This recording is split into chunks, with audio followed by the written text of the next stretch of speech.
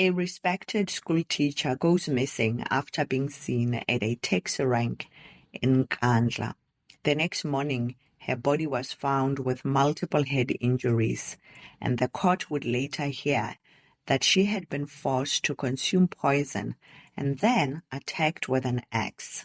This is the story of Makhosazana Ngcobo. Let's get into it.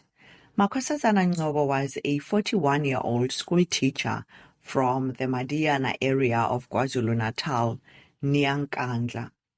She worked at a primary school not far from where she was from. Makhosazana was legally married to 46-year-old Sabelo Buthelezi. This photo of Buthelezi that I'm showing, you may have seen in another story, and this is because I made a mix-up with the photos. This was the story I did on the murder of police officer Cleopas Degama, who was murdered by his wife and her lover. There, I had shown this photo, indicating that it was the male perpetrator's photo, when it's in fact Sabelo Buthelezi. However, in the same story, luckily, I had other photographs of the real perpetrator, which I also showed. Outside of this information presented about Makhosazana, there's not much other information that is known in terms of whether she had children, whether she was married before, or any other information except what I've presented here. Another piece of information was that although Makhosazana was married legally to Buthelezi, her family had no knowledge or involvement in that marriage. They did not even know until after her death that she was in a relationship with a man named Sabelo Buthelezi. They were shocked when they later found out that she was in a secret marriage with this man and living with him. On the 16th of February 2020, Makhosazana was last seen by a colleague waiting for her husband at a taxi rank in Nkandla. Her husband had apparently arranged to meet with her there in the afternoon when she was done with work. The following day, on the 17th of February, a mutilated body of a female was discovered in the Nkwalini area of Nkandla. The body would later be identified as that of Makhosazana. She had sustained multiple head injuries and was discovered by headsmen in the area. Police interviewed Makhosazana's husband, her colleagues, and family members in order to try and piece together what may have happened. They discovered during that time that although she had been legally married and living with her husband, her family did not know of this marriage. This, of course, raised eyebrows for investigators, and they started looking closer at the husband. And during that investigation, what made matters worse was that they also discovered through cell phone records that the husband had been in the area where the body of his wife had been found at the same time. One of Makhosazana's colleagues also informed police that she and Makhosazana had left work together, and she left Makhosazana at the taxi rank where Makhosazana told her that she was going to wait for her husband, who said he was picking her up.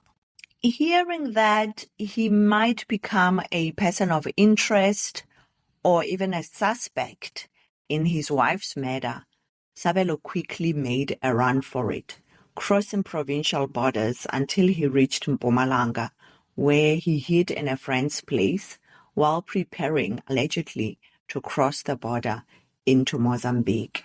While he was on the run, his car, a Toyota Tazz, which was suspected to have been used in the commission of the murder, as well as the suspected murder weapon, an axe, were found.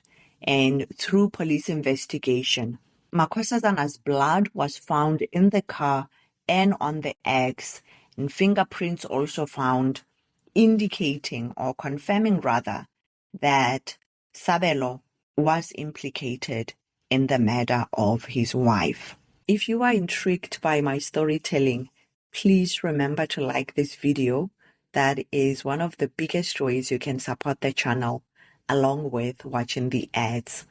Also, if you have not yet subscribed, please consider subscribing to join our growing True Crime Stories of South Africa community. 4 months after the murder, Sabelo was arrested in Mpumalanga.